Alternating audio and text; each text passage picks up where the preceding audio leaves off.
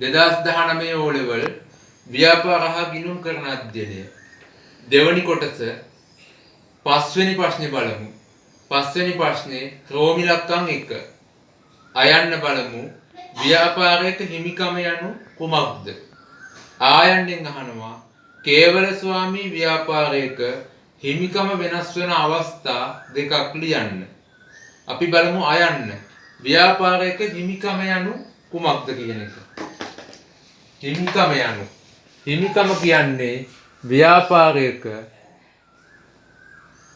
හිමිකරුවන් වෙනුවෙන් හිමිකරුවන් නැත්නම් අයිතිකරුවන් වෙනුවෙන් පවත්නා වත්කම් ප්‍රමාණය හිමිකම ලෙස හැඳින්වේ. හිමිකම ලෙස හැඳින්වේ. ව්‍යාපාරයක වත්කම් සමානයි හිමිකම ධන වගකීම් ගිණුම් කරන සමීකරණය. ව්‍යාපාරික වත්කම් සමානයි අයිතිකරුවන්ගේ හිමිකම් ධන බාහිර වගකීම්. මේකෙන් හිමිකම් මුක්ත කරගත්තම හිමිකම් සමානයි වත්කම් වලින් වගකීම් අඩු කරන්න. වත්කම් ඍණ වගකීම්. එහෙමත් වෙනවා. හිමිකම කියන්නේ ව්‍යාපාරික වත්කම් වලින් බාහිර වගකීම් අඩු කළ පසු ලැබෙන අගය. වත්කම් වලින් වගකීම් අඩු කරාම සුද්ධ වත්කම් කියලාත් කියනවා. සුද්ධ වත්කම්. සුද්ධ වත්කම් කියන්නේ හිමිකමම තමයි. අපි බලමු ආයන්න. ආයන්න බලමු. කේවල ස්වාමී ව්‍යාපාරයක හිමිකම වෙනස් වන අවස්ථා දෙකක් ලියන්න. හිමිකම වෙනස් වන අවස්ථා බලමු. පළවෙනි එක අතිරේක ප්‍රාග්ධනය. අතිරේක ප්‍රාග්ධනය. දෙවෙනි එක ආදායම්. තුන්වෙනි එක ගැනිලි. හතර වියදම්. මේකෙන් අහන්නේ හිමිකම වෙනස් වන අවස්ථා දෙකක්. ව්‍යාපාරික හිමිකම වෙනස් වන අවස්ථා තමයි අතිරේක ප්‍රාග්ධනය, ආදායම්, ගැනිලි සහ වියදම්. මේ දෙකෙන් අතිරේක ප්‍රාග්ධනය සහ ආදායම් නිසා හිමිකම වැඩි වෙනවා. ගැනිලි සහ වියදම් නිසා හිමිකම අඩු වෙනවා. හිමිකම අඩුවීමට බලපාන සාධක ඇහුවනම් ගැනිලි සහ වියදම් ලියන්න පුළුවන්. හිමිකම වැඩිවීමට බලපාන සාධක ඇහුවනම් අතිරේක ප්‍රාග්ධනය ලියන්නත් පුළුවන්. ආදායම් ලියන්නත් පුළුවන්. මෙතන අහන්නේ හිමිකම වෙනස් වෙන අවස්ථා දෙකක්. වෙනස් වෙන අවස්ථා කිව්වම මේ ඕනම දෙකක් ලියන්න පුළුවන්. රෝමි ලක්කම් 2 පහත සඳහන් ගනුදෙනු සඳහා ද්විත්ව සටහන් ලියන්න. අයන්න ණයගැති මාධවගෙන් රුපියල් 7000ක චෙක් පතක් ලැබීම.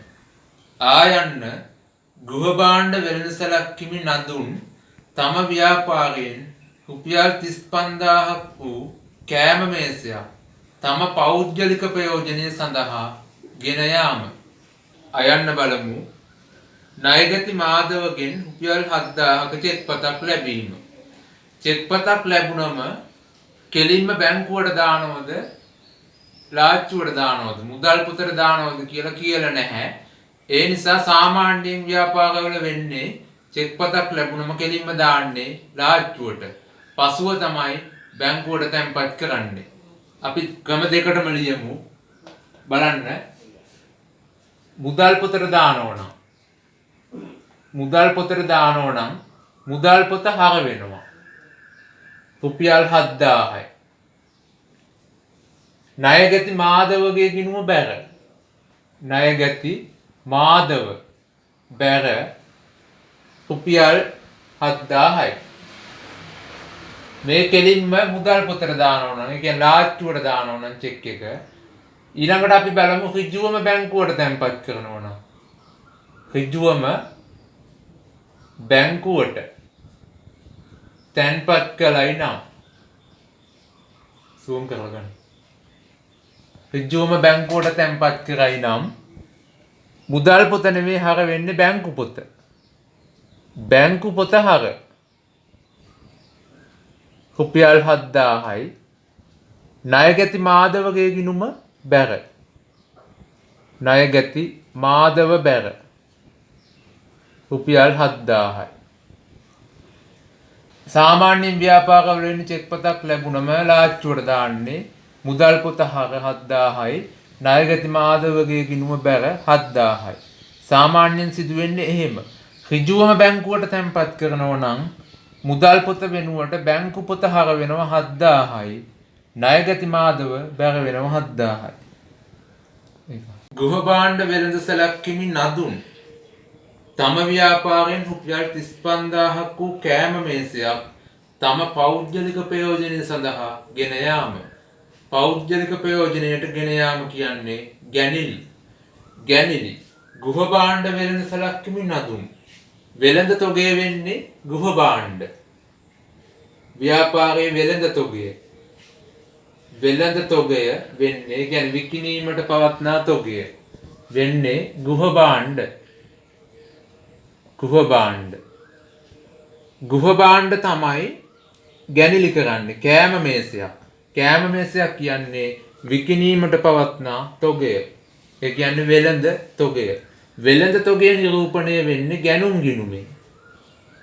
ගැනුම් ගිණුමෙන්. විකිණීමට පැවති තොගය ගැනිලි කරනකොට ගැනිලි ගිණුම හර. ගැනිලි ගිණුම හර වෙන්න ඕන. ගැනිලි හර රුපියල් 35000යි. බැර වෙන්නේ ගැනුම් ගිණුම. ගැනුම් ගිණුම බැර රුපියල් 35000යි. ගැනිලි හර කරේ ගැනිලි කියන්නේ හිමිකම් ගිණුමක්. හිමිකම් අඩුවීම හර නිසා. ගැනුම් කියන්නේ වත්කම් ගිණුමක්. වෙළඳ තොග කියන වත්කම වත්කම් අඩුවීම. වත්කම් අඩුවීම බැර නිසා. ගැනිලි හර ගැනුම් ගිණුම බැර. ගැනිලි හර කරලා කෑම මේස කියන වත්කම් ගිණුම බැර කරන්න බෑ. ස්ථාවර වත්කමක් නෙවෙයි මේක වෙළඳ තොගයක් නිසා. ක්‍රෝමිලක්කන් 3ට යම් සහන්ගේ ව්‍යාපාරයේ ගනුදෙනු 4ක් ව්‍යාපාරයේ ගිණුම් කරන සමීකරණයට බලපෑ ආකාරය පහත දැක්වේ. දිනය ගනුදෙනුව වත්කම් සමානයි හිමිකම් ධන වගකීම් කියලා දෙනවා. ගිණුම් කරන සමීකරණයෙන් ආපු ප්‍රශ්නයක් බලමු. අවශ්‍ය දේ අයන්නෙන් අහනවා. මෙහි සඳහන් 1 2 3 4 ගනුදෙනු වටිනාකම් සහිතව ලිවීම. ආයන්නෙන් අහනවා ඉහත ගනුදෙනු සටහන් කිරීමෙන් පසු 2019 10/5 දිනට ව්‍යාපාරයේ මූලික ගිණුම් කරන සමීකරණය වටිනාකම සහිතව දැක්වීම. අවශ්‍ය දේ අයන්න බලමු. මෙහි සඳහන් 1 2 3 4 ගනුදෙනු වටිනාකම් සහිතව ලිවීම.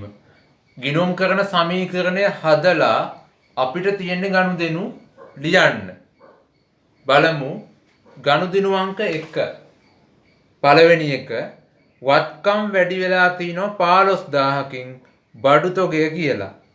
වගකීම් වැඩි වෙලා 15000කින් ණය හිමියෝ කියලා. භාණ්ඩ තොගය වැඩි වෙලා ණය හිමියොත් වැඩි වෙලා. ගනුදෙනුව තමයි භාණ්ඩ තොග ණයට ගැනුම්. ණයට ගැනුම් රුපියල් 15000යි. නැත්තම් වෙළඳ තොග ණයට ගැනුම්. වෙළඳ තොග ණයට ගැනුම් රුපියල් 15000යි. ක්‍රම දෙකම හරි. දෙවැනි එක බලමු. ලී බඩු වැඩි වෙලා 25000කින් මුදල් අඩු වෙලා 25000කින්. මුදල් ගෙවලා ලී බඩු මිලදීගෙන. ලී බඩු මිලදී ගැනුම් ලී බඩු මිලදී ගැනුම් රුපියල් 25000යි. අත්පිට මුදලට ලී බඩු මිලදී ගත්තම මුදල් අඩු වෙලා ලී බඩු කියන වත්කම වැඩි වෙනවා. තුන්වෙනි එක බලමු. භාණ්ඩ තොගේ අඩු වෙලා 10000කින් ණය ගැතිය වැඩි වෙලා තිනවා 12000කින් ලාභය හිමිකමට එකතු වෙලා 2000ක් රුපියල් 10000ක් පිරිවැය වූ රුපියල් 10000ක් පිරිවැය වූ භාණ්ඩ තොගයක්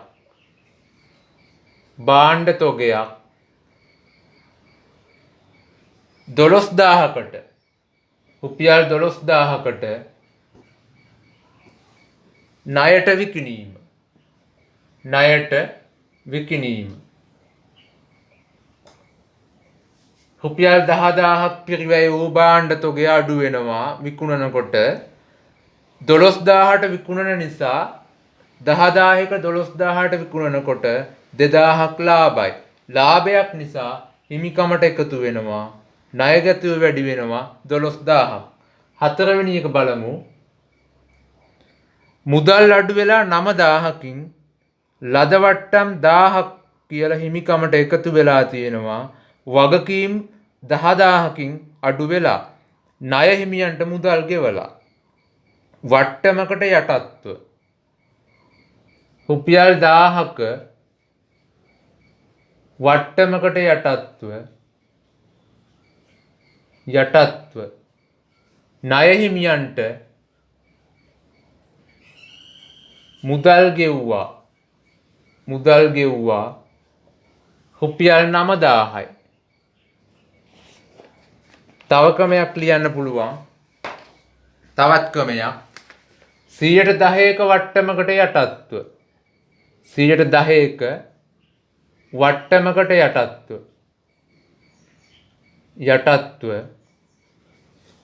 රුපියල් 10000ක ණය හිමියෙකුට මුදල් ගෙවීම 10000ක ණය හිමියෙකුට ගෙවනවා වට්ටම 10%යි. 10000ට 10%ක් කියන්නේ 1000යි. මුදල් ගෙවන්නේ 9000යි. එහෙම තමයි ආවේ. තවත් ක්‍රමයක් තියෙනවා. ඒකත් බලමු. රුපියල් 10000ක ණය හිමියෙකුට මුදල් ගෙවීමේදී ගෙවූ මුදල රුපියල් 9000කි. අඩු කළ වට්ටම ඒ කියන්නේ ලද වට්ටම රුපියල් 1000කි. මේ කොයි ක්‍රමයට ලිව්වත් උත්තරේ හරි. ආයන්න බලමු. ඉහත ගනුදෙනු සටහන් කිරීමෙන් පසු 2019 10/5 දිනට ව්‍යාපාරයේ මූලික ගිණුම් කරන සමීකරණය වටිනාකම සහිතව දැක්වීම. සමීකරණය අහනවා 10/5 දිනට. සමීකරණය අහන්නේ වත්කම් සමානයි හිමිකම් ධන වගකීම්. සමීකරණය එකතු කරන්න ඕන වත්කම් තීරුව. ඊට කලින් යටින් දීලා තියෙන වගුව යටින් තවද සහන්ගේ ව්‍යාපාරයේ 2019 10/1 දිනට මුළු වත්කම් 2,50,000යි. 10/1 දිනට ආරම්භක ශේෂය 10/1 මුළු වත්කම් දෙනෝ 2,50,000යි. අනිවාර්යෙන් ගන්න ඕන ආරම්භක ශේෂය. වත්කම් 2,50,000යි. මුළු වගකීම් 50,000යි. මුළු වගකීම් දෙනවා 50,000යි. අපිට හිමිකම හොයාගන්න පුළුවන් දැන් 250න් 50ක් අඩු කරාම හරි හිමිකම ලක්ෂ 2යි. ලක්ෂ 2යි 50000යි 2,50,000 එනවා. අනිවාර්යෙන් ආරම්භක ශේෂය දාගන්න ඕන. වගු යටින් දීලා තියෙන විස්තරේ ඒක දාන්න ඕන. දැන් බලමු 10යි 2 ගනුදෙනු ටික එකතු කරලා කෙලින්ම උත්තරේ ගමු. 10යි 5 දිනට කෙලින්ම උත්තරේ ගමු එකතු කරලා. වත්කම් තීරෝ බලන්න. භාණ්ඩ තොගය තියෙනවා 15000ක් ධන. ලී බඩු තියෙනවා 25000ක්. මුදල් තියෙනවා ඍණ 25000ක්. 25000ට 25000 කැපෙනවා. තුන්වෙනි ගැලපීමෙන් එනවා 12000න් 10000ක් අඩු කරාම ධන 2000යි. 15000යි 2000යි 17000යි. 17000න් මුදල් 9000 අඩු වෙනවා. මුදල් 9000 අඩු වුණාම රුපියල් 8000යි. වත්කම් වල එකතුව 8000යි. 8000යි. හිමිකම් තීරුවේ තියෙනවා ලාභය 2000යි, ලද වට්ටම් 1000යි. 2000යි 1000යි 3000යි. හිමිකම් වල එකතුව 3000යි. වගකීම් වල එකතුව බලමු. 15000ක් තියෙනවා ණය හිමියෝ. ණය හිමියෝ 10000ක් අඩු වෙනවා යටින්. 15න් 10ක් අඩු වුණාම ධන 5000යි. 5000යි 3000යි 8000වත් කම් වෙනවා. හරි. දැන් බලමු සමස්ත එකතුව.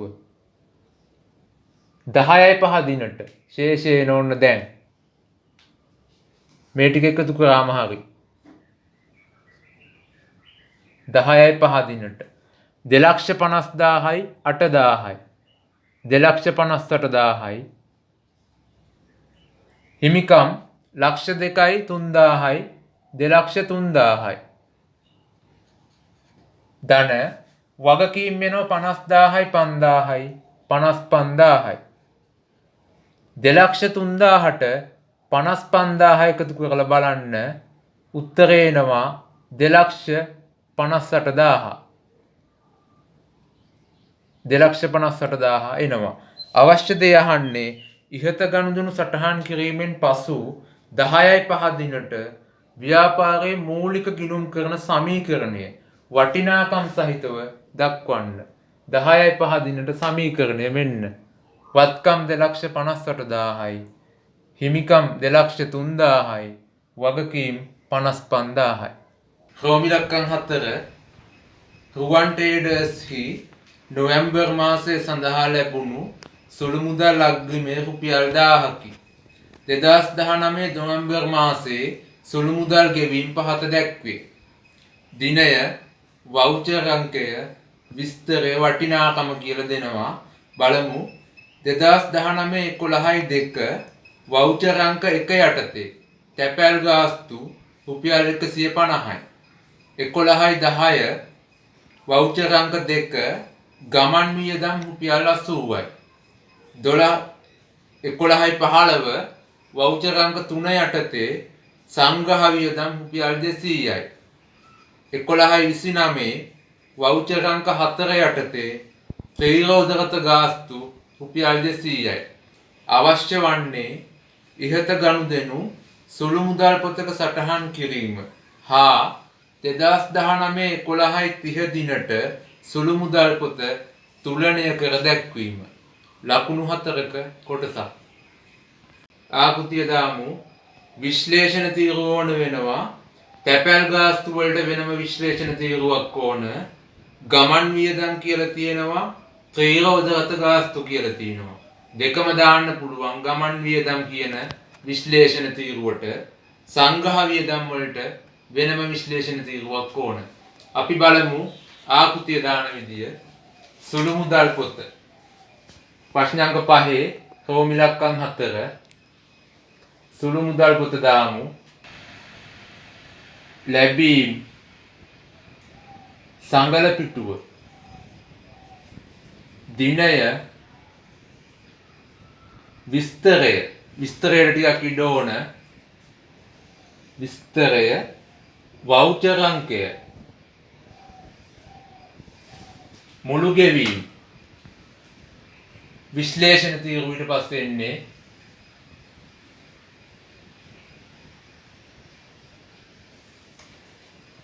ලැබීම් සංගල පිටුව දිනය විස්තරය වවුචර් අංකය මුළු ගෙවීම විශ්ලේෂණ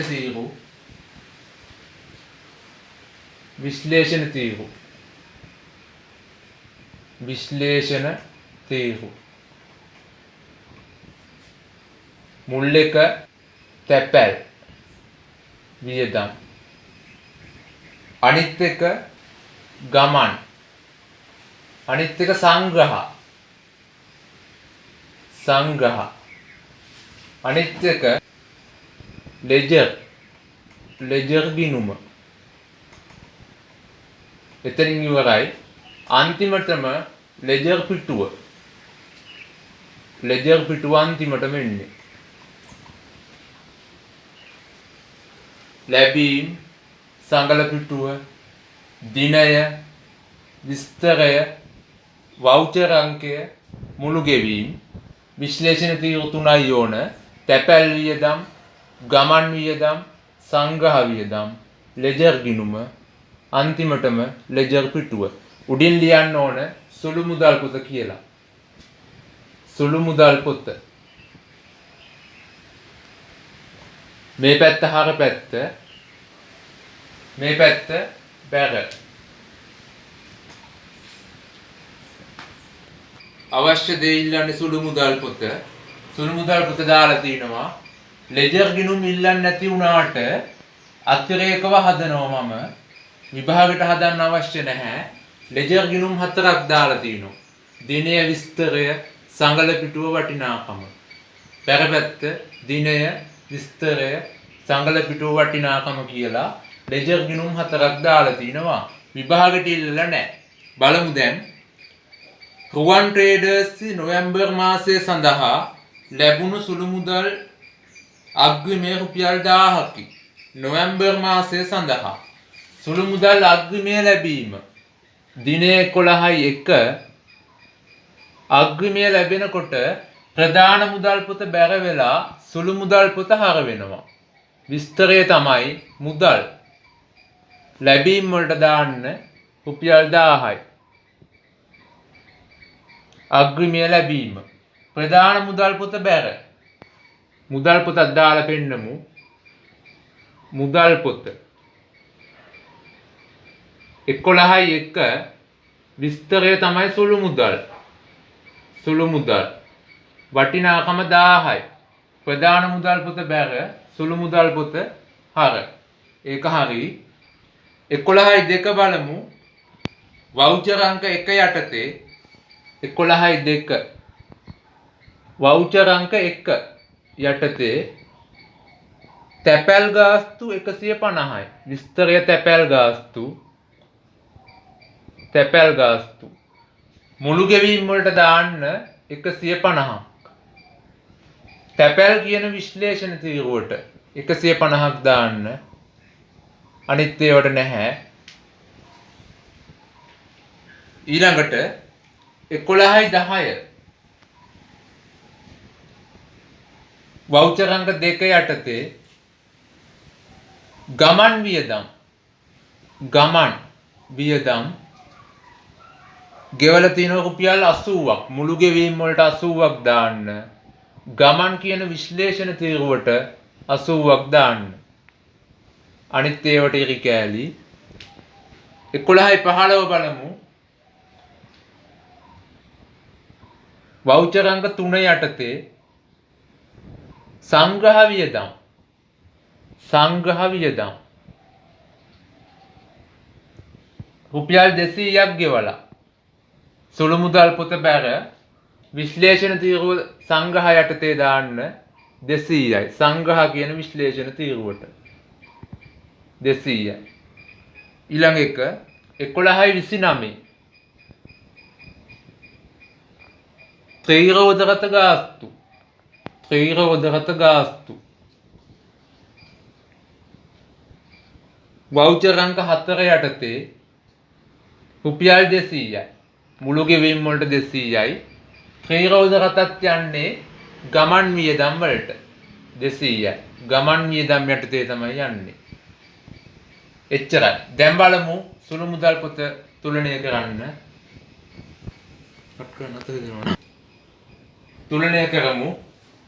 මුළු ගෙවීම් එකතු කරමු. 200 යටින් ඉරක් ගහන්න. 200 යටින් ඉරක් ගහලා රූල් දෙකක් තියලා එකතු තීරුව දාන්න. රූල් දෙකක් තියලා.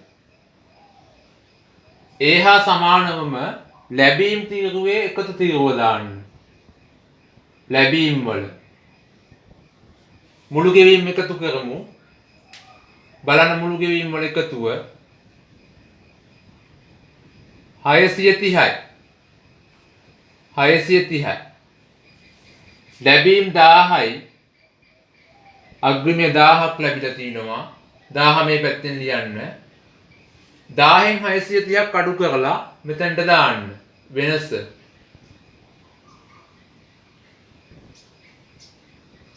රුපියල් 370යි. වෙනස 11යි 30 පහලට ගෙන ගියා. පාගේ 370යි. මේ පැත්තෙන් ඉදිරියට ගෙන ගියා. 370යි. 12යි 1 දෙසැම්බර් 1 ඉදිරියට ගෙන ගියා.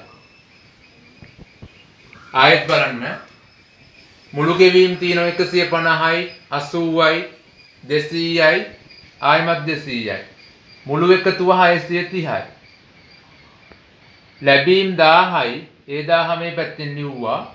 1000න් 630ක් අඩු කරාම වෙනස එනවා 370ක්. 370 පහලට ගෙන ගියා. මේ පැත්තෙන් 12යි 1 ඉදිරියට ගෙන ගියා. දැන් බලමු ලෙජර් ගිණුම. විශ්ලේෂණ තීරු ටික එකතු කරන්න.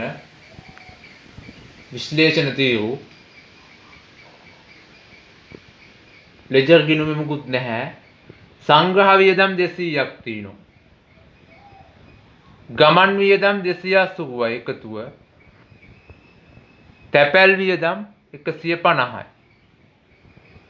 ලෙජර් ගිණුම් වලට දාන්නේ මේ අවසාන එකතුව. ලෙජර් ගිණුම් වලට දාන්නේ අවසාන එකතුව. වෙන වෙනම දාන්නේ නැහැ.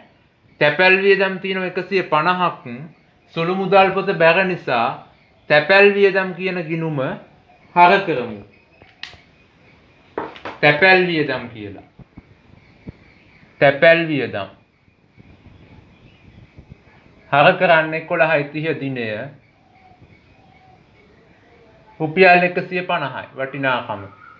විස්තරයට ලියන්න සුළු මුදල් කියලා. සුළු මුදල්.